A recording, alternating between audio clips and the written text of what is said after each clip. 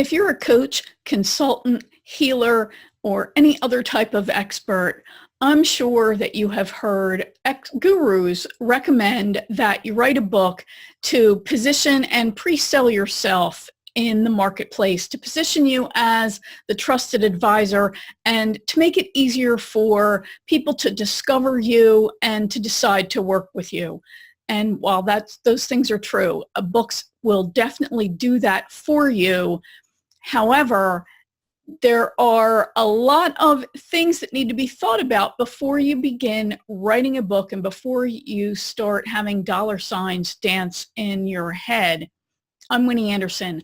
I am a business achievement strategist. I work with mission-driven, introverted entrepreneurs, coaches, consultants, healers, author experts, and I help them get the courage, confidence, and clarity to get their message out in the world in a bigger way.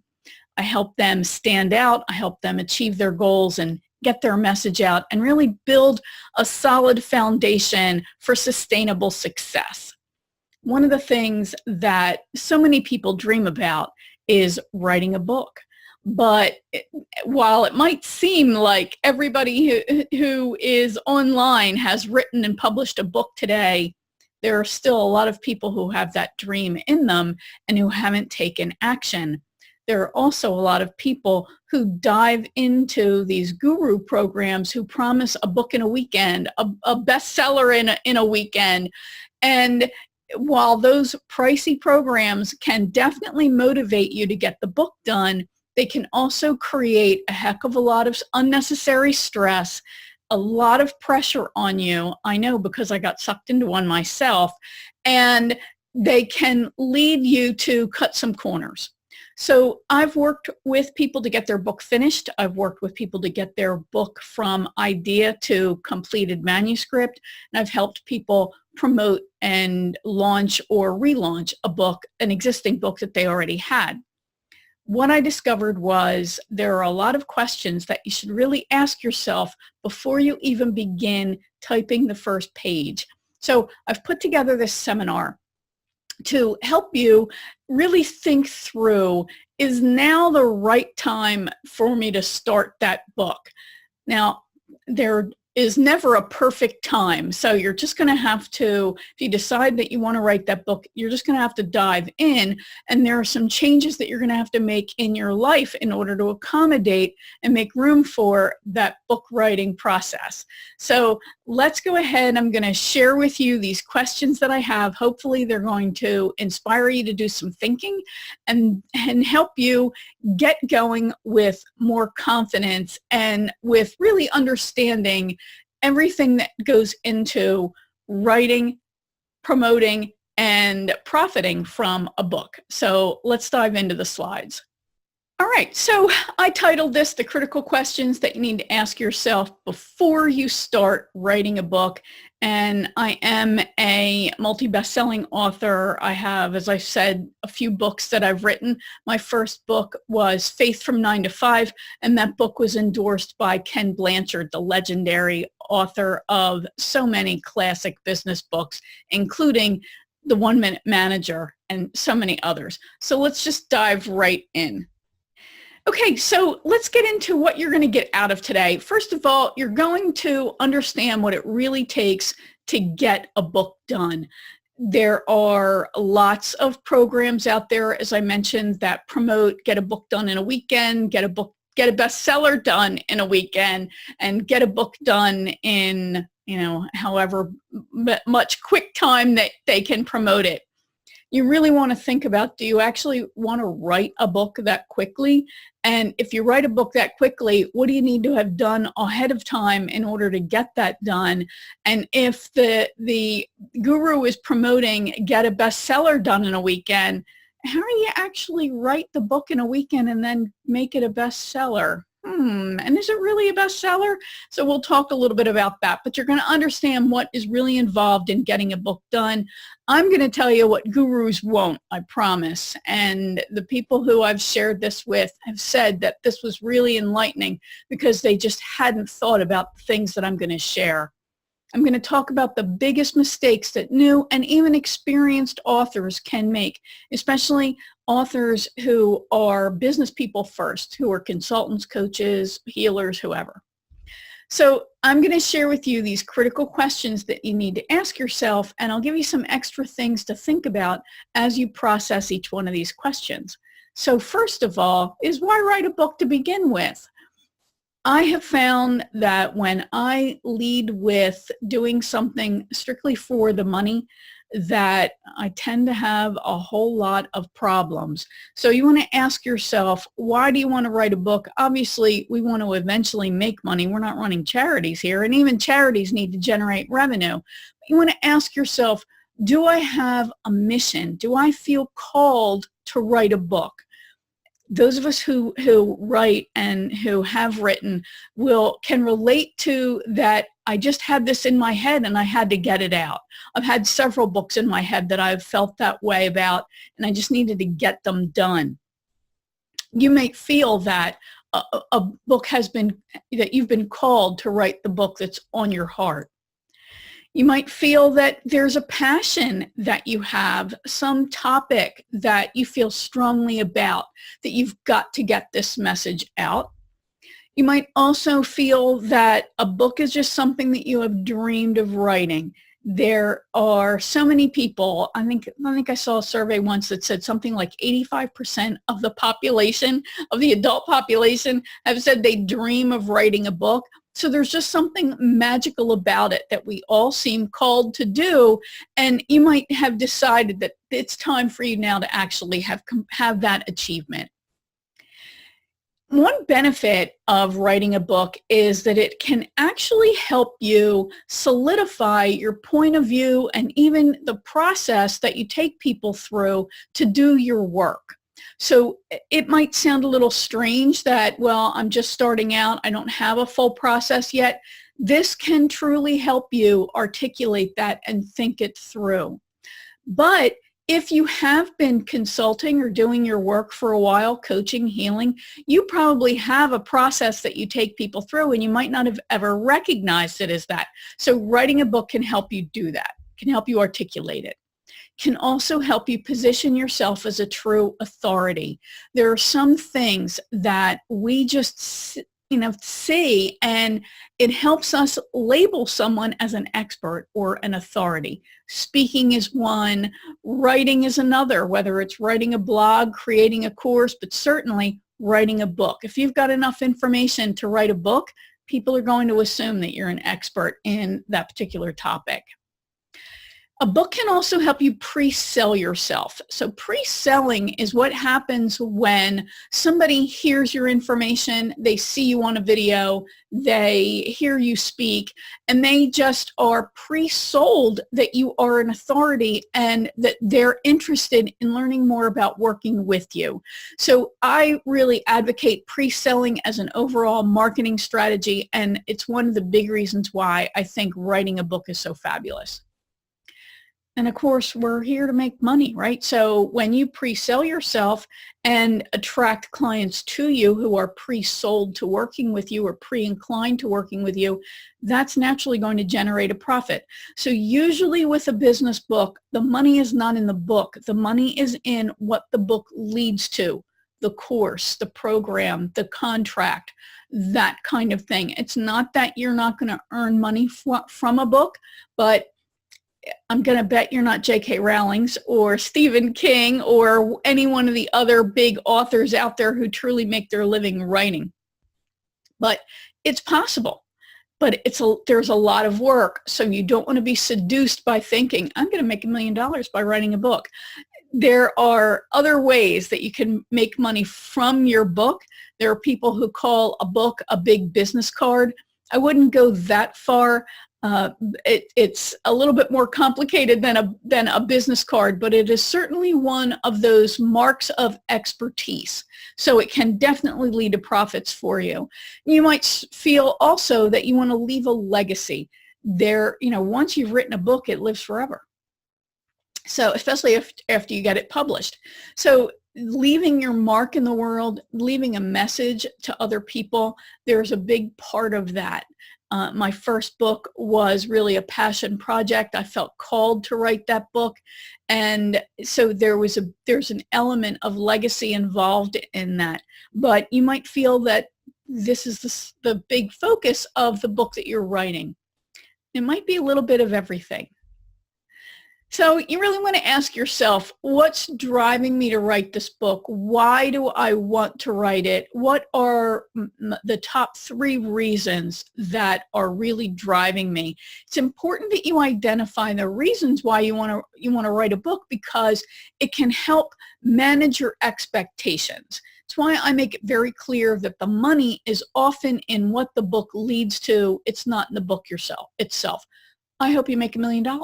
And I hope you make $1 million in the sale of your book. But I don't want to paint the picture that you're definitely going to. So the next question, this might sound silly for you to ask yourself, but really you do want to ask, what am I going to write about? Chances are really good that you've got a lot of things that you could write about. And the key is that books today are shorter and shorter. So I think the average book length, and there are different varying lengths, and the amount of pages that get read shrink the bigger the book gets.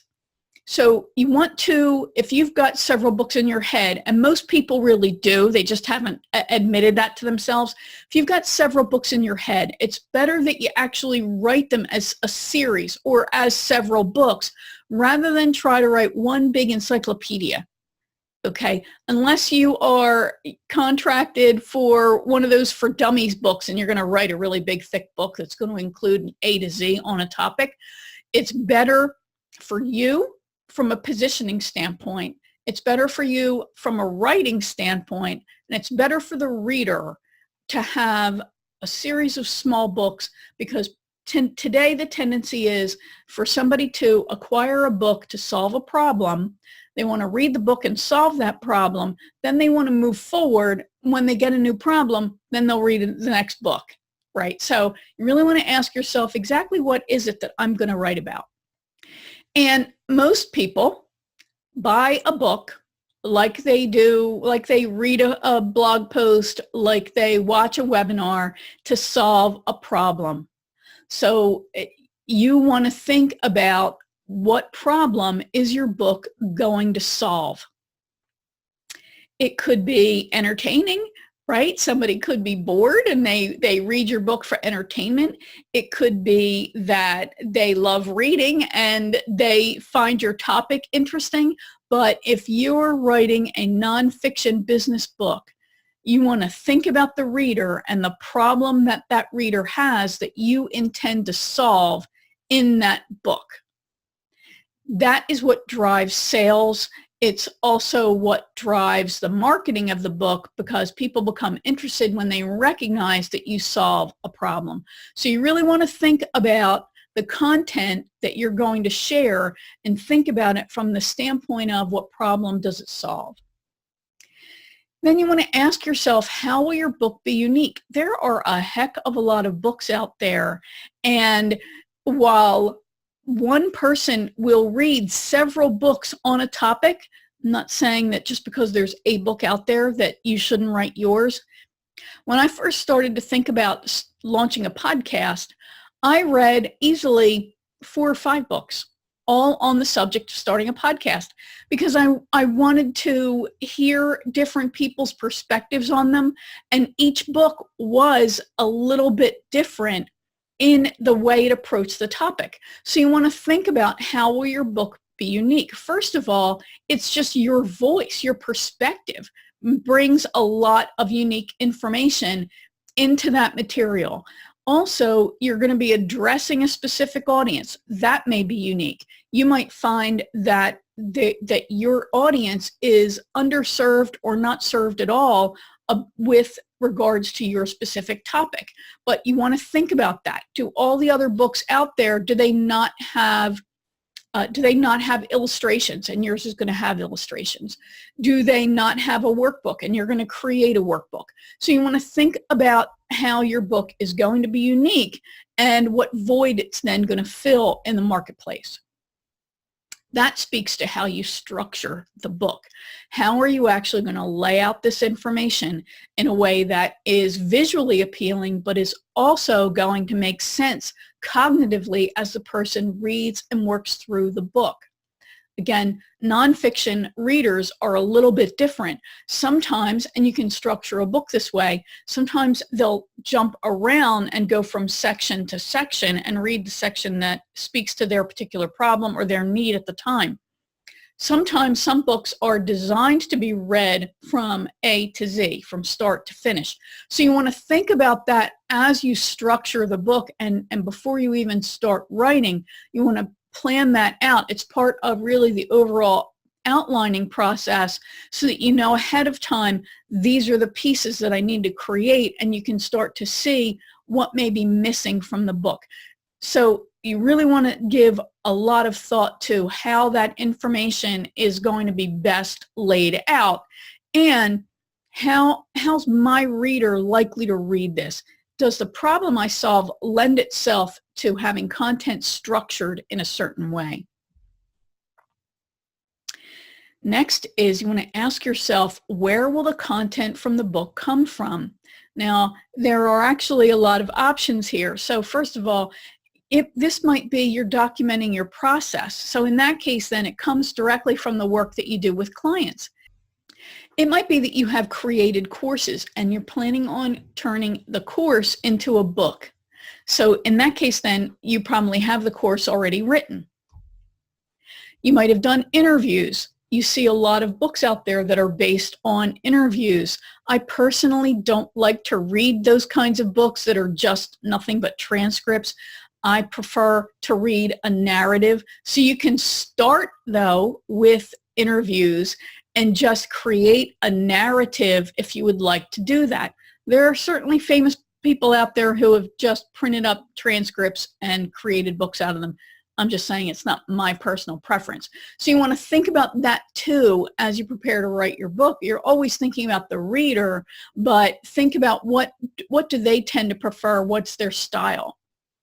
Do you have videos?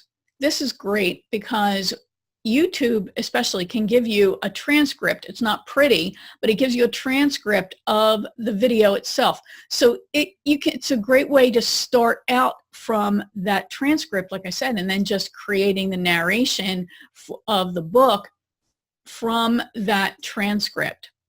It could be that maybe you have some videos that you want to shoot. You've got some slides that you've already done. You can type your content from those slides just as if you were talking, and that way you'll have that ready and you can always work then from that draft. You might have presentations that you've done. You've maybe speaking opportunities. You've got recordings from them. So the chances are good if you've been in business for a few years, you've already got a lot of content that you can then use to work from and create books from that. Like I said, seminars and workshops that you've taught and created, your blog, anything that you've created content from, certainly a podcast. I've been podcasting for several years now, and I'm ready to start taking some of the episodes and turning them into books, and I plan on having a book series from my show, The Courageous Entrepreneur. And then the content might just be in your head, right? If you feel called to write this book, you feel it's a mission maybe, and you haven't actually created this content. My first book, I didn't have any of this kind of content, and the content that I ended up writing about, it all was right in my head. Now, a question that I get asked a lot is how long should it take to complete the book? There's no should, right? There's just how long it takes. And that depends on a lot of things, including how fast do you write? How much content do you have already to work from? How much time can you dedicate to writing your book? You know, the late Joan Rivers wrote 13 books before she died. She wrote every single day. Stephen King says the same thing. You've got to write every day. So how long it will take? Well, the answer is it depends. And really it depends on you, what you have already and how much time you're willing and able to dedicate. So you also want to ask yourself, how will I stay on track and actually get the book done? This is a big problem. I hear people tell me that a book has taken them years to write and they still haven't gotten it finished. So you want to ask yourself, first of all, start thinking about what's the date I want to get it done by. Give yourself a deadline. You can tell a few people about it, or you can just start, planning back in your calendar. All right, my book is coming out on X date. What do I have to do to make that happen, right? And what's your idea of getting it done? Is it that it's up for sale on Amazon? Is it that it's just you've typed the end and that's the last page of the manuscript? Or is it out and you've launched it and people are actively buying it? But choose a date that you want to get the book done by. You want to also think about what else is going on in your life during the time that you're going to be working on this project. Schedule around it. You've got holidays, you've got commitments in your life, you've got clients that you're serving, you've got family obligations. So you want to think about what else is going on so that you can schedule around it and maintain a reasonable schedule. I wrote my first book, which is called Faith from 9 to 5. That's the one that was endorsed by Ken Blanchard. That book probably took me about 6 months to write, maybe 9. I had a full-time job and I was writing this on the side and I was editing as I went, and I was also working with an editor, and I had sent some pages out to get critiqued. So I felt good about writing that in 9 months. I'd always like to get it done faster, but I felt good about it. So my second book, which is called Stand Out and Attract Great Clients, that book I wrote in 30 days. It's the worst 30 days I've ever spent. I was up until 2 a.m. every night writing that book, and I had a very tight, specific deadline. So I'm going to ask yourself, how fast do you write? Most people, they can write about a page a day. That's 250 words. That's it, right? So when you think about the length of a book, you don't think about the total number of pages in your word processing software. You think about the total number of words. So the average book size, paperback book size, is 250 words. So if you can write, let's say there are days when I've written 3,000 words, right? That's pretty good. But there are some days when I can't get very much done at all. So you want to ask yourself, how fast do I write and how much do I think I can write in an average day? So you want to aim for a book of about, I would say, a minimum of 100 pages. 100 to 150 pages is a good size business book. And we'll talk about the mistakes that people make. Holding information back is one of them, so you don't want to do that. But you want to think about how fast do I write? And then, of course, you got to get it edited. So how are you going to stay on track with getting all of these pieces done in the process?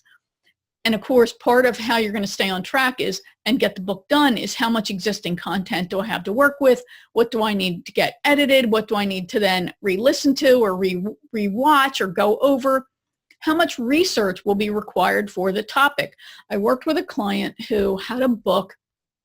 She had a topic done. She pre-sold the book. So she went to one of those bestseller in a weekend programs. So she paid a lot of money for this. And there's a way for you to pre-sell a book, and there's nothing wrong with that, before the book is actually launched. When you do that, Amazon gives you a period of time to get the book written. So you've got a tight deadline now. Anything comes up in your life, yes, you can ask for an extension. Maybe you'll get it, maybe you won't. And if you miss the deadline, you can't publish another book for a year on Amazon. That might or might not be a problem for you. I don't like having that kind of pressure. But that's where I was going with this, she had a lot of research that needed to be done, and she had underestimated the amount of research. And she was uninformed about copyright rules. So she had been intending to just copy whole pages out of other people's books, give them credit for it. She wasn't trying to steal it, but you can't do that. Not for free.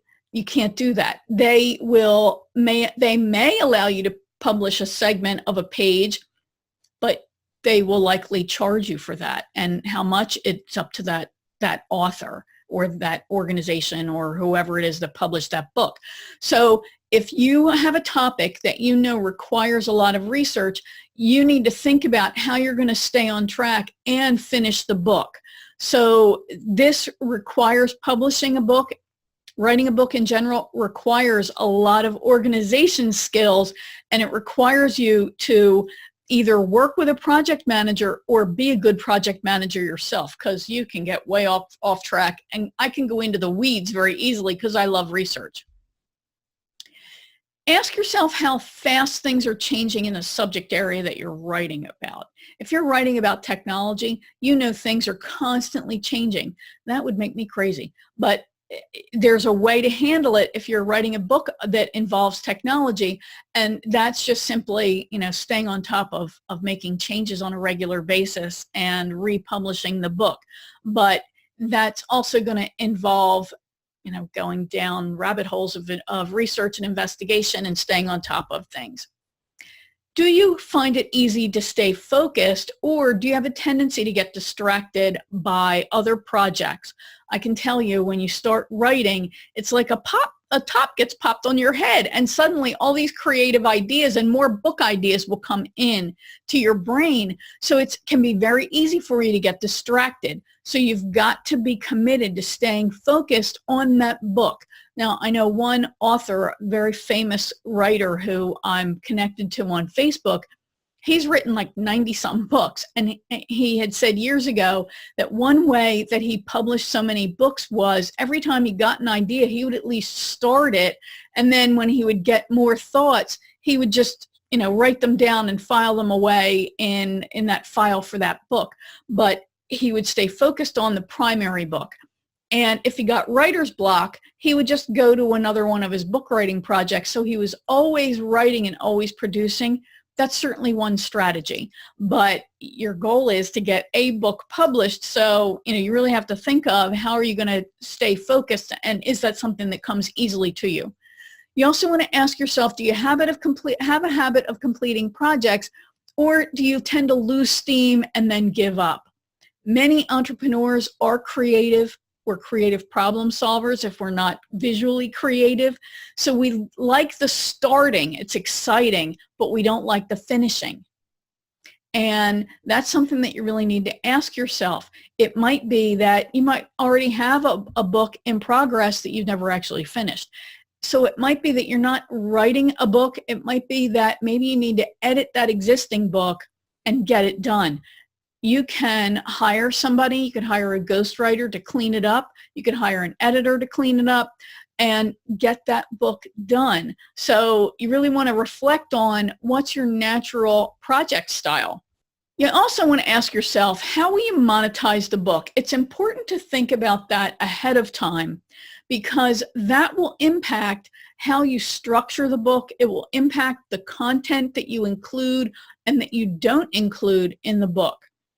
I call things engagement elements, and an engagement element is something that you leave on your website that the person has to be inspired enough to go and get, and they're going to opt in. Now they've joined your email list, they're going to get that special thing that they really want, that desirable thing, and now you can begin to develop a stronger relationship with them, and then invite them to work with you at a deeper level, invite you to take them to take a course with you, whatever it is that is your next step offer.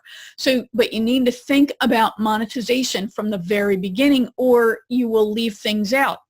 I had a writer share her soon-to-be published book with me, and she was concerned about getting it to the bestseller list and really selling it. And she had already had this big career where she knew she wasn't monetizing things effectively.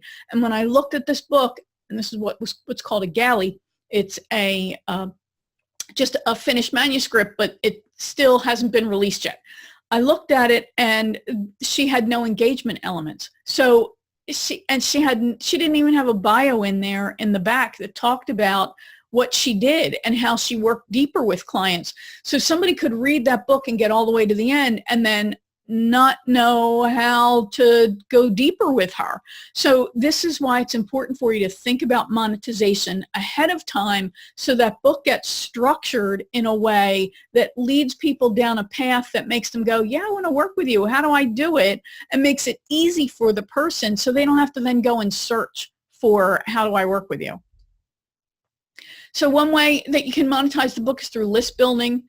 Next is lead generation, which is what I was talking about with the engagement element, that somebody is going to check, go to your website and opt in for. That also builds your list, but it also hopefully is going to inspire people to work with you. It might be that you've got a course that the book is, is a nice start, and then they can go and take a deeper program with you. It could be private work that you are ultimately selling. It could be that if you are a speaker, then having the book provides back of the room sales, and that's another way for you to monetize that speaking engagement and then lead to a deeper level of work and a higher priced level of work with you. Bulk sales is a great way for you to monetize the book. I'm looking into bulk sales right now for myself, and it's something that not a lot of people think about. But if you have, depending on the type of book that you have, you could sell books to an association. If you have an organization that you're going to be speaking at, they could buy a bulk amount of your books to give everyone a copy. So there are lots of creative ideas for bulk sales. Speaking engagements, of course, right? People can see a book and then go, hey, I want to have that person speak. I have a friend of mine who he was discovered by a booker of somebody who was booking speakers for an event. He was booked for a conference based on just on his author central page on Amazon and the topic and title of his book. That's how she found him, was through a search. So if you want to speak, this is how speakers get found. So he got the gig to speak at this event. It was compensated, and he got regular speaking engagements from that. So that can be, a book can lead to paid or free speaking engagements for you. You can also license the content of the book. That, I'm not a lawyer, I don't give legal advice, but that's something that you may want to investigate. Licensing, there's lots of information out there about licensing. Licensing involves the guts of the book. Maybe you make a few minor changes, but the cover is different, and these people have a license then to use your book in whatever capacity. Affiliate sales, right? You can have other people sell your book and they get a little piece of the action, which is great. You can also have affiliate sales where you have recommended items and people go and buy them and you get an affiliate commission from that. So how do I market this book? Not enough people think about that ahead of time. I can tell you right now, I didn't think about it at all with either of my books. My first book, as I said, was a passion project. I really felt called to write the book, so I didn't give any thought to how I was going to market it, and subsequently, I never really did a very good job of marketing that book. My second book, I did a so-so job of marketing it, but this is a whole specialty in and of itself. There are lots of ways that you can market the book, and one thing that you want to think about is how big and how engaged is your existing email list. They're going to be likely your first and best buyers.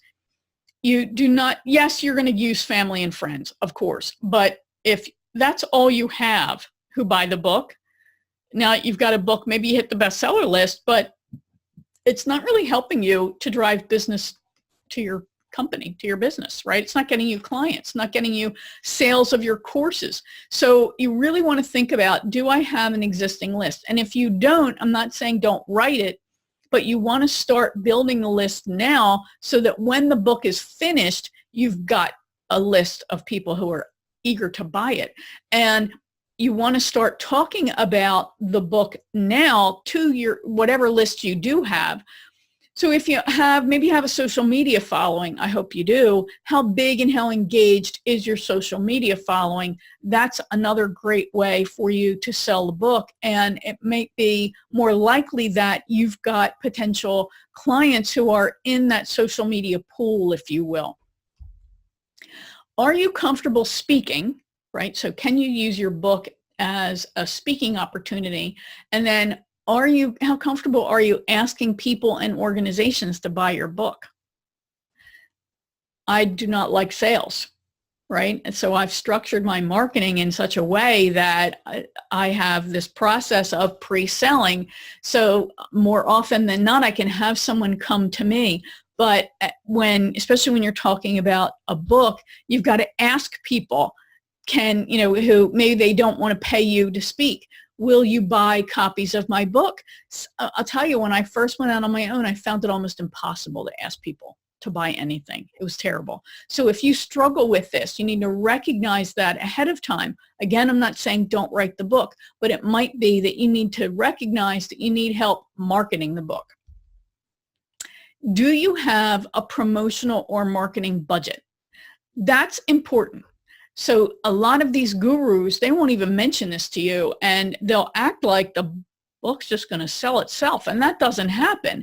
So often there's some level of marketing money that needs to be spent, whether it's ads that you buy, or you're going to mail copies of your book out, or you're going to mail copies of your manuscript out.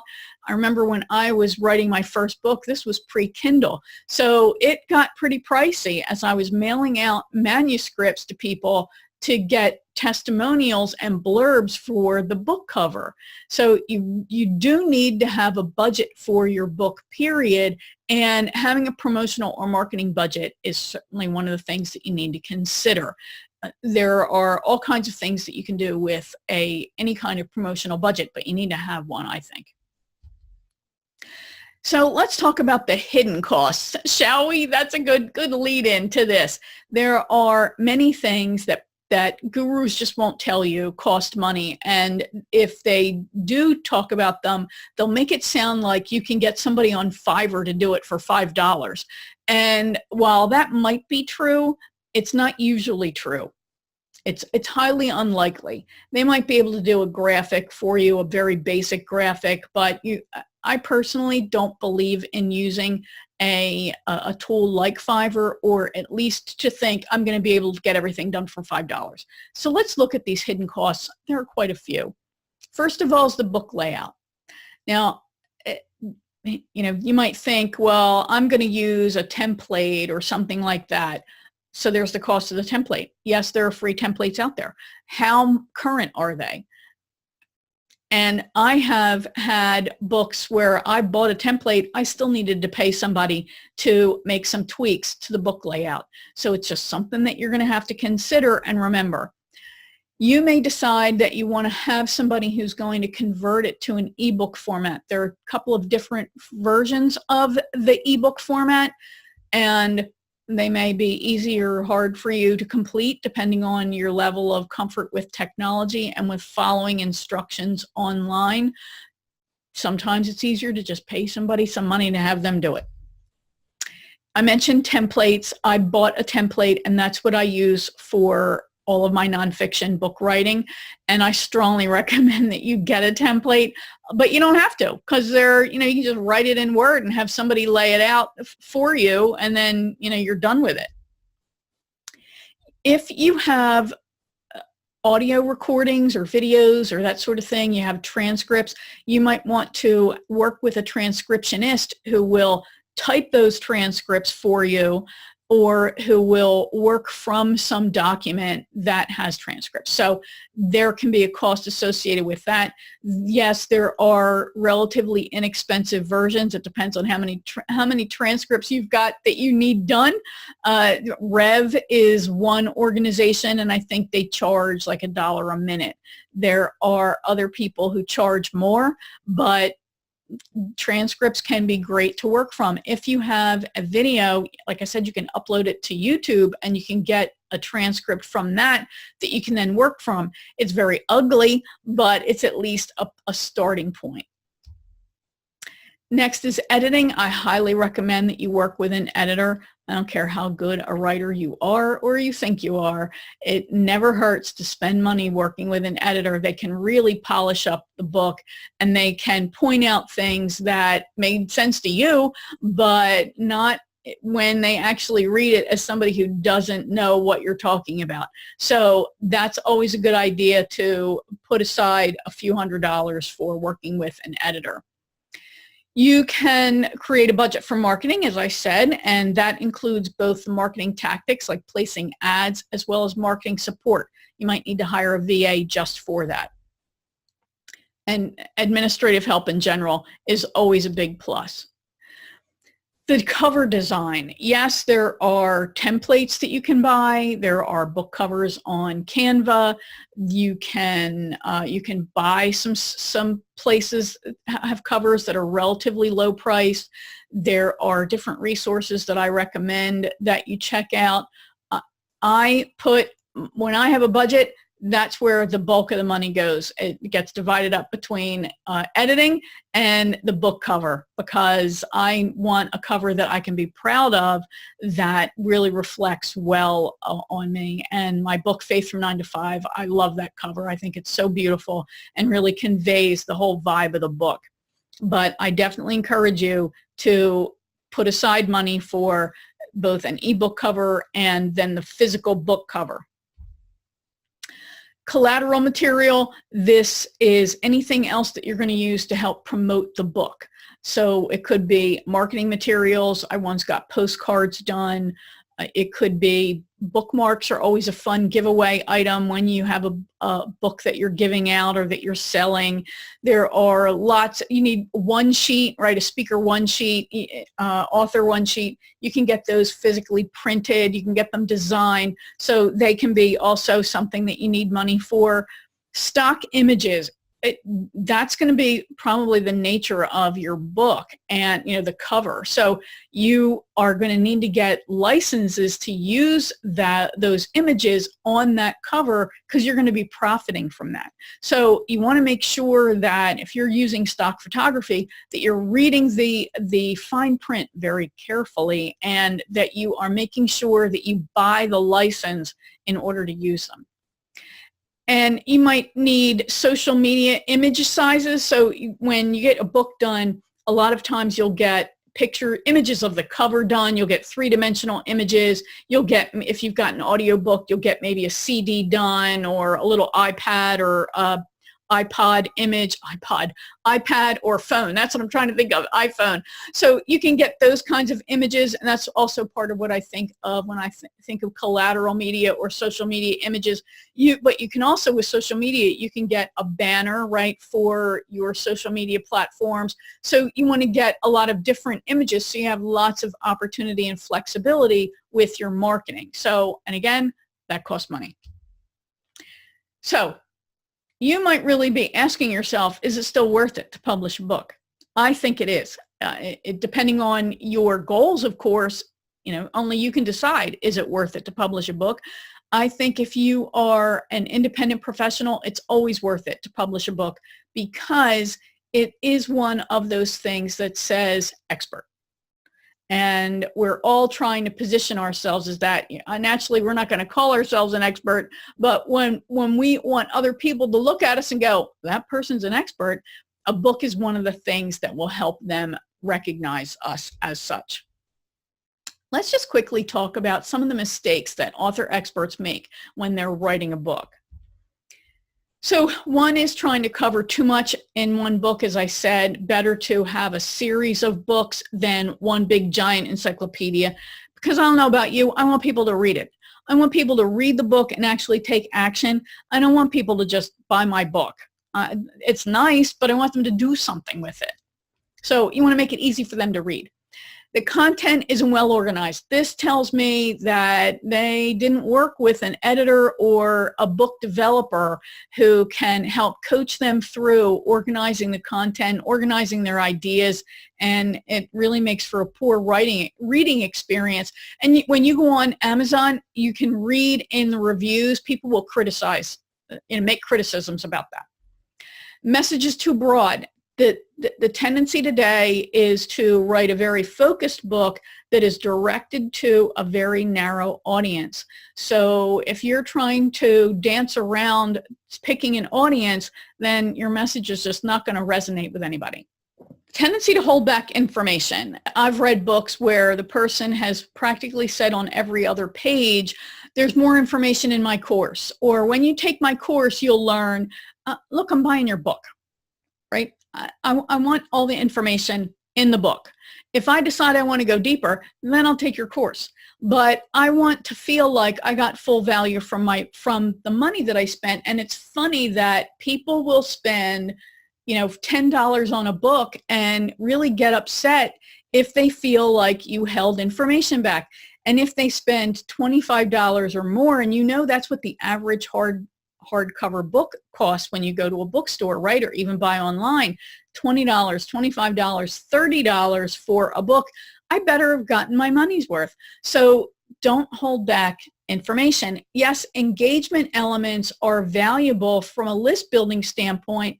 Only a small percentage of people are going to go after your list building elements because they know you're building a list. They're going to only a narrow segment is going to go for those engagement elements. And then to take action, it's even fewer people. So you don't want to hold information back. It really leaves a bad taste in people's mouth. We've all read books that have been poorly edited, poorly proofread, or poorly formatted. I bought a Jack Canfield book, and I was shocked at how badly it rendered on my iPad in the Kindle app. So you really do want to spend some money on making sure that the book is laid out well, that it's edited well, and that it's proofread. I have a guru who I follow, and I was reading her book. I stopped reading it because it was so badly proofed. I couldn't believe it. I was really shocked. Another big mistake, coming across as too salesy. I gave you the example of, well, in my course, that's where I go into. When people work with me, that's when I go into, not that you don't want to seed that idea that somebody can work with you at a deeper level, but the difference, right? That somebody just comes across as too like, come on, what am I reading this book for? So you definitely want to mention your stuff, but you want to do it in a way that comes across well. There was a tendency several years ago, probably about 4 or 5 years ago, I think, when I wrote my second book. The tendency then for nonfiction books was on every single page or at the end of every chapter at least to say, to learn more, go to, I don't want to read that all the time. There are places for those things, and you want to make sure again that you're structuring the book in a way that you're adding those in, but that you're not being too much. Don't come across as salesy. No plan for taking the reader to subscriber or client. And this is where I talked about how you've got to structure the book well. The content needs to be structured well. And you want to think about monetization ahead of time so that you've got this plan that, well, they're going to read this book, then I'm going to suggest to them that they get these engagement elements or that they join my Facebook group or that they do something. So you want to have this path and an understanding of the buying journey of why somebody would buy your book and then what is going to inspire them to go deeper. Because I know you want to solve the person's problem, right? It's not just about making money. Yes, you want to eat, you want to keep the lights on, you want to have a great life and go on vacation, buy nice gifts for people, but you also want to solve their problem, and you need to have a path for them to travel to do that. Also don't, you wait to market the book until it's actually launched. This is so common and such a big mistake. You don't want to do that. You want to start talking about the book now. You want to, drop little hints to people. You want to get them excited. There are lots of things that you can do, including you can get people to join a reader's panel, and you start dripping out pieces of content and getting their feedback ahead of time. That builds engagement. It gets people excited. It gets them really looking forward to the launch of the book, and it gets them to start talking about the book. So don't wait until it's launched, because you've done all that work and then you haven't done anything to build excitement. I've worked with people who refuse to believe that they deserved to be a bestseller, that getting a book to bestseller status on Amazon was somehow not really good, like everybody does it. They don't.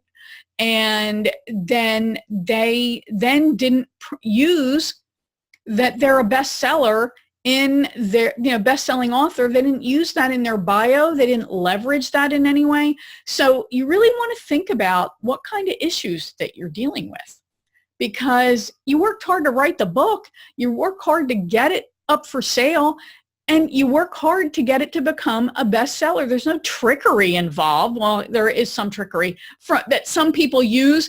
I do not recommend that. But you work hard to get it to be a bestseller. Why wouldn't you say that? But there are people who, like I said, I worked with somebody who she didn't believe that she deserved it. Another mistake, I believe, is when you focus on speed to market and not on creating a great book. Like I said, I wrote that book, that's my second book, in 30 days. Yes, I got it to bestseller status. Yes, it's a pretty good book. I've gotten some good reviews over it. Not crazy about the cover right now, but that's another story. And there was no reason for me to write that book in 30 days other than my own ego, which is another mistake that author experts make. So you just want to think about, I know you want to write a great book. You've already got stuff going on. You've got a life. You've got to write the actual book. So don't make yourself this, I'm going to write my book in 30 days. You can do it, but you'll hate yourself.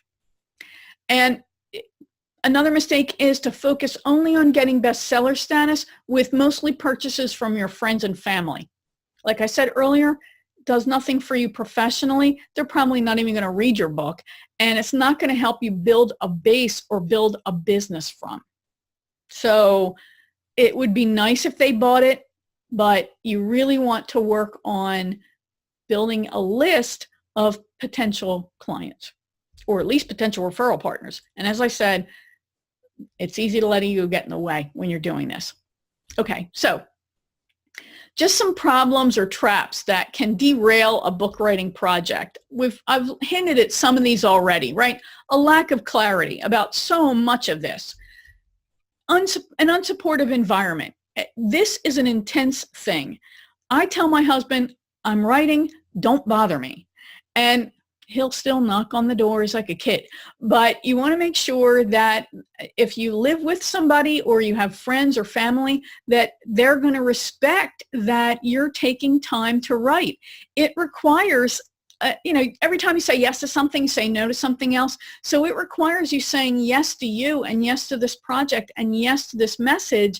And that means you're going to say no to something else. Probably that something else is sleep, right? You're either going to get up early, you're going to stay up late, you're going to do something, you're going to say no to other activities. So you need to make sure you have a supportive environment, physically and emotionally. An ineffective strategy for getting the project done can derail it. An ineffective strategy for marketing the book, an ineffective strategy for managing all the pieces of the book, they'll all hold you back or sink the whole project. Now, a lack of knowledge and skills, book writing it's a skill, it's a process. You're smart enough to learn it, right? So don't let that hold you back unless you're going to let it hold you back. So they're learnable skills, trust me.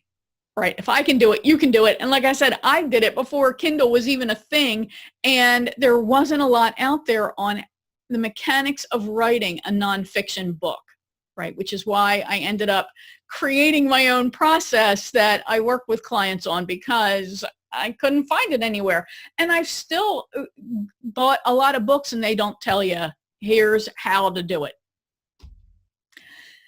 This will also bring up any self-doubt that you have.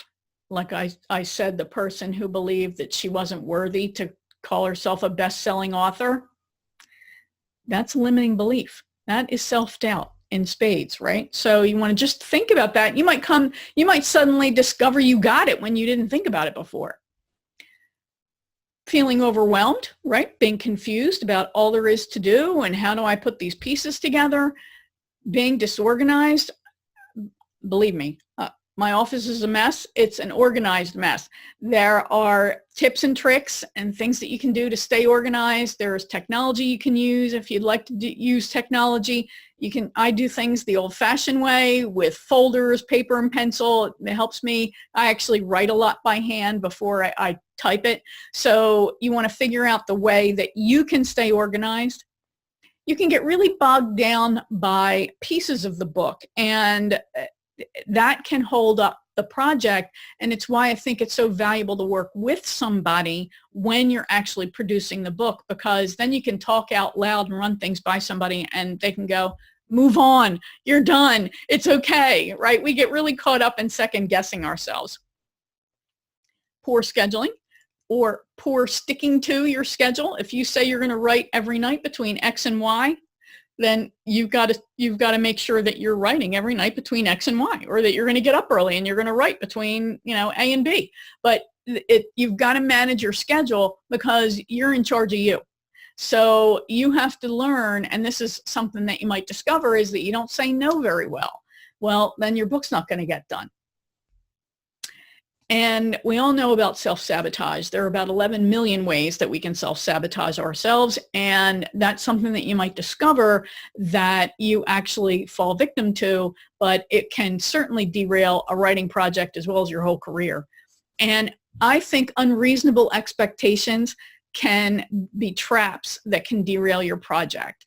An unreasonable expectation, I've already shared many of them, that you're going to write a bestseller instantly, and that you're going to, that you don't need to promote it, that you're going to make millions, that you can write this in 5 minutes, that your budget is $5. So you really want to make sure that you've got healthy expectations for what you can achieve and in what reasonable time frame.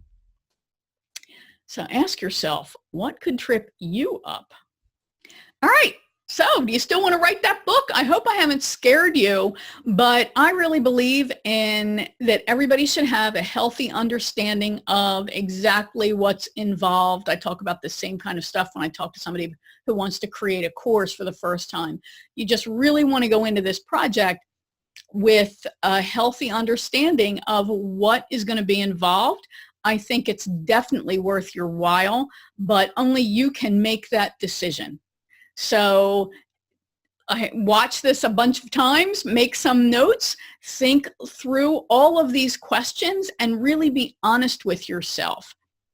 If you decide that you would like to talk about your project and you'd like to talk about getting help, please feel free to drop me a note. I think that a healthy budget of time for getting a book done, 3 to 9 months is a really good time period.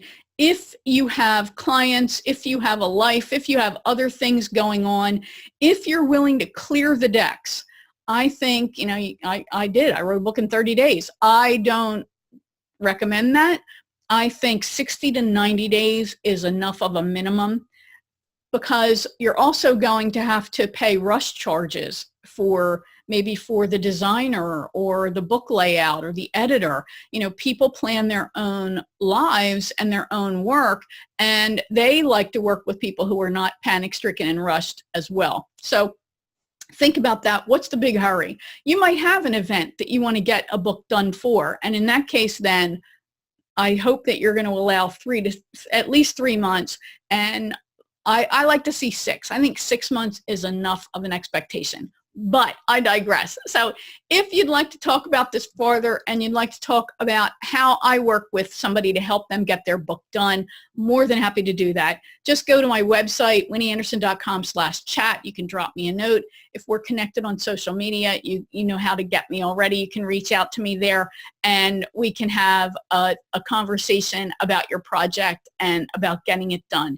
So I hope you found this helpful. If you have found this information helpful, I would love to hear about that. You can leave a review for me on my Facebook business page. You can shoot me a message and let me know what exactly about this was so beneficial to you. But I hope that this has helped you, and I look forward to reading your book someday.